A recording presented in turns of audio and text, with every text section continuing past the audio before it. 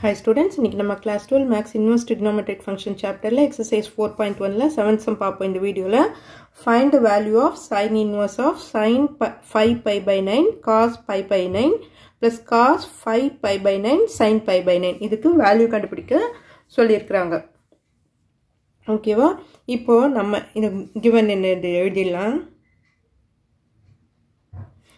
sin inverse of sin 5 pi by 9 cos pi by 9 plus cos 5 pi by 9 sin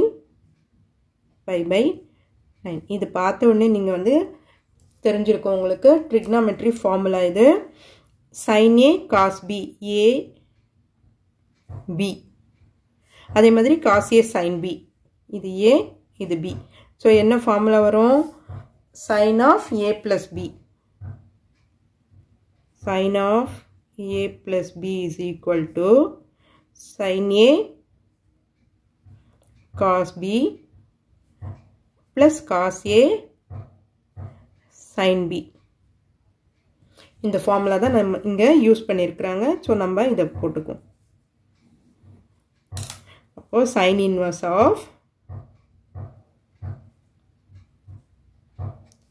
sin a plus b இல்லையா sin a plus b னா a என்னது 5 pi by 9 plus pi by 9 b வந்து pi by 9 so sin a plus b formula இருக்கு so sin inverse of இப்போ 5 pi plus pi கீழே denominator சேமா இருக்கிறதால அப்படியே நம்ம ஆட் பண்ணிக்குவோம் sin 6 pi by 9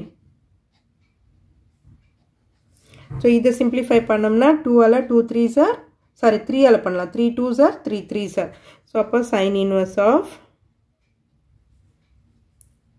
sin 3 2s are 2 pi by 3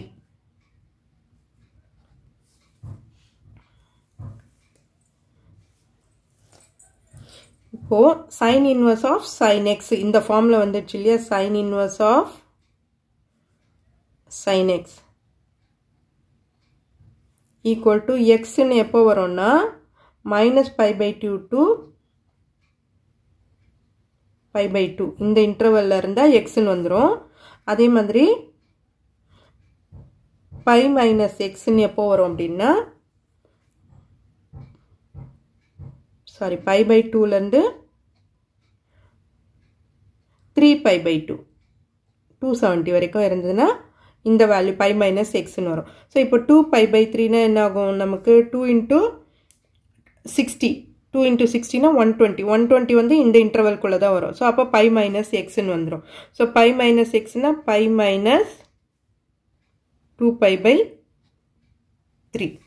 அப்போ LCM எடுத்தோம்னா 3 pi minus 2 pi